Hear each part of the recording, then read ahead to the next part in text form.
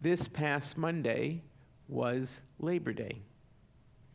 Who here had a barbecue? 2 people. Okay, great.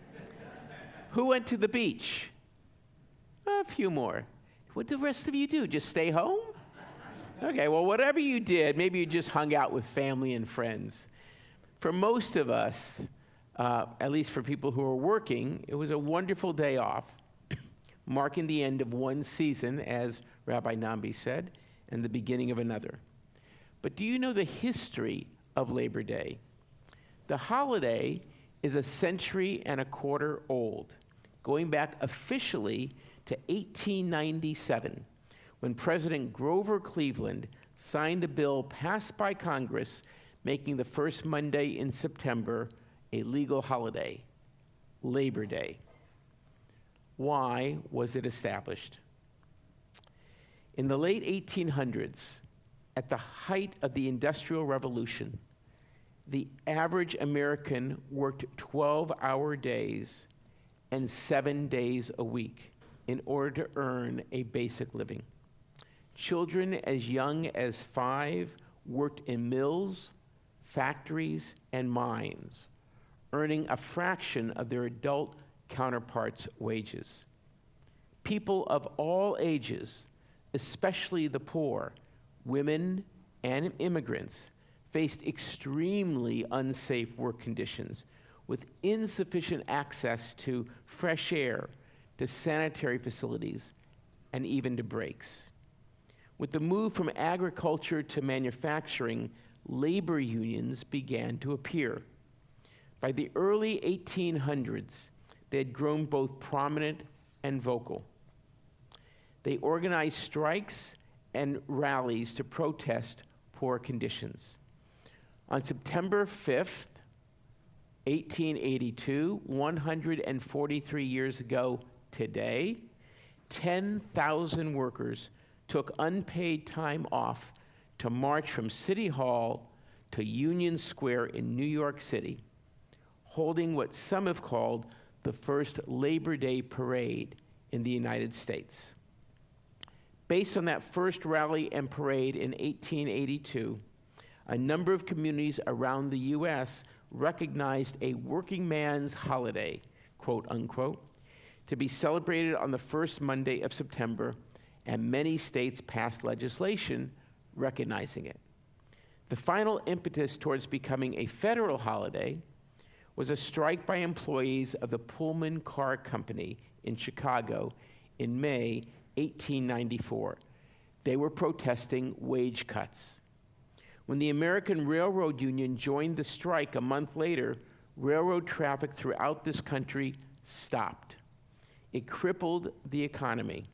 To break the strike, this was an interesting piece of trivia, the federal government dispatched troops to Chicago, unleashing a wave of riots that resulted in the deaths of more than a dozen workers. It was in the wake of these events that Congress, trying to heal the rift with workers, passed an act making Labor Day a legal holiday on the first Monday in September. A nice history lesson, right? But what's the Jewish connection? Beyond the obvious fact that many in the nascent labor movements in this country were Jews, because that begs the question, why were they involved? What does Judaism say about labor? Well, as it happens, this week's parashah, Ki Tetzei, has something to say about labor. This week we read 74 of the 613 mitzvot found in Torah, and several of them directly have to do with labor. Consider one from Deuteronomy chapter 23. When you come to work in your neighbor's vineyard, you may eat as many grapes as you desire to satisfy your hunger. However, you may not put any into a receptacle that you may have. Translated into our modern economy, it implies that food workers should be able to eat for free at their establishments. However, they do not have the right or the privilege to take food home. Or this one from the next chapter, Do not withhold the wages due to a hired hand.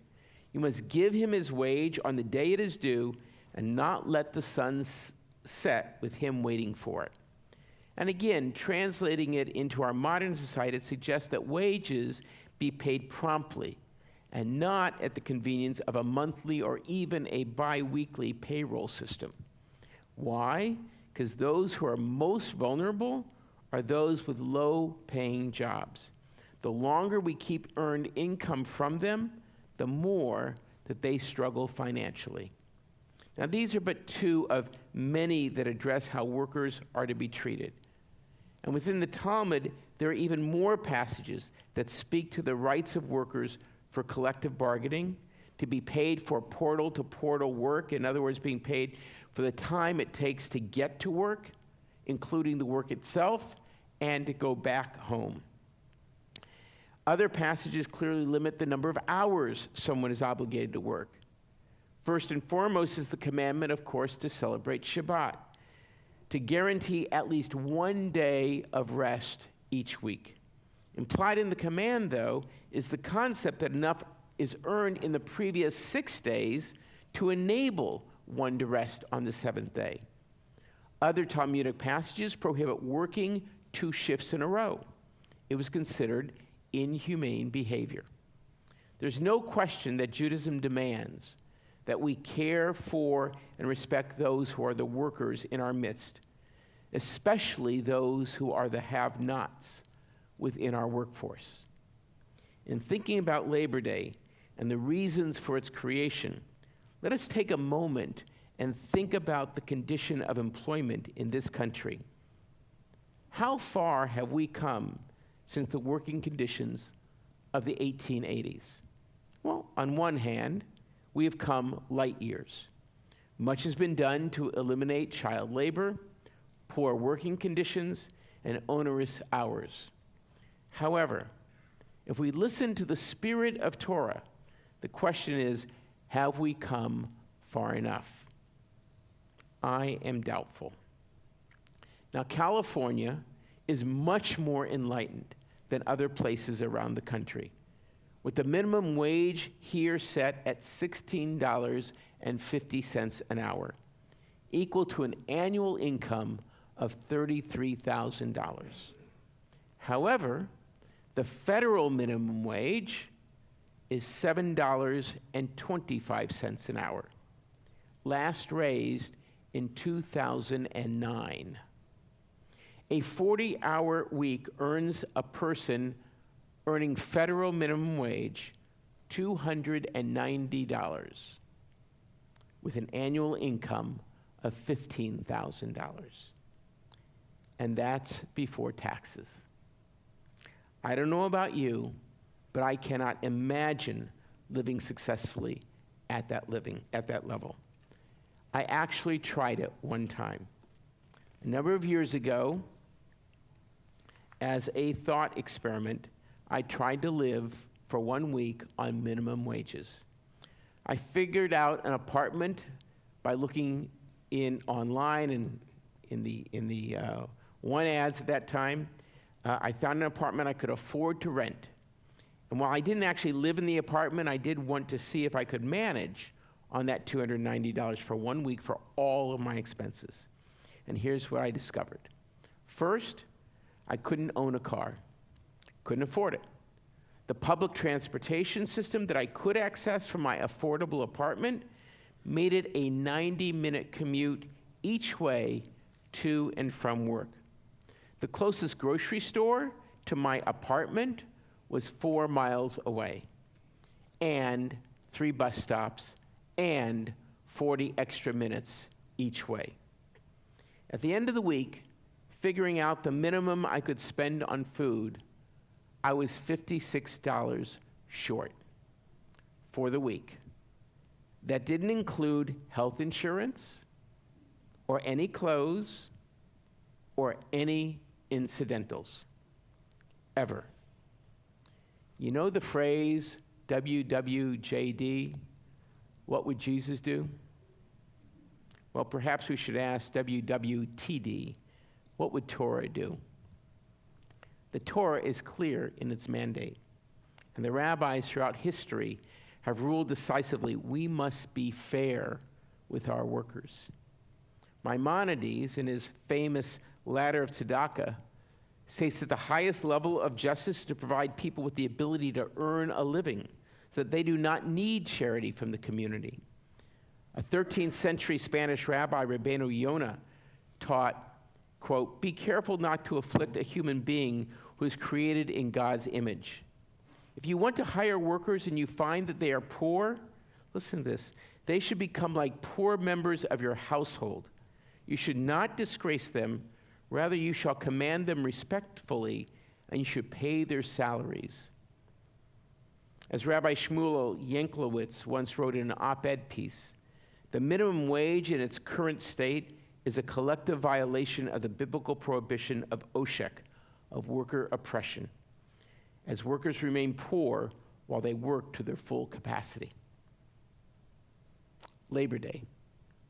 As summer ends, and we sit here in the midst of Elul, in this time of reflection on how we could do better, perhaps it's time for us to ask, does our minimum wage meet Torah criteria?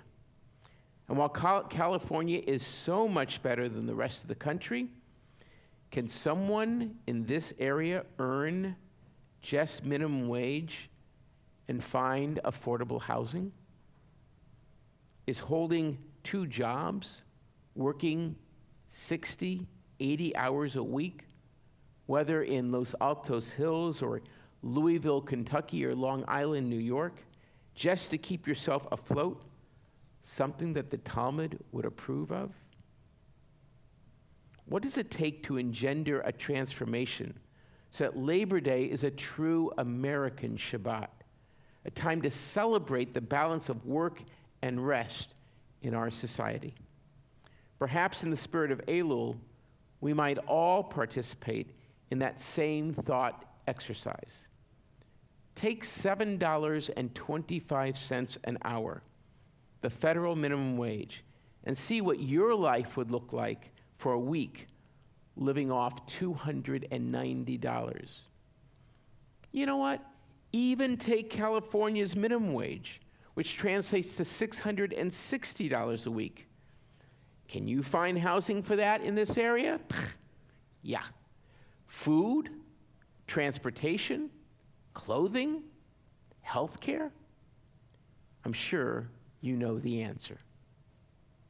And you notice that I did not spend one moment speaking about migrant workers and how we treat them.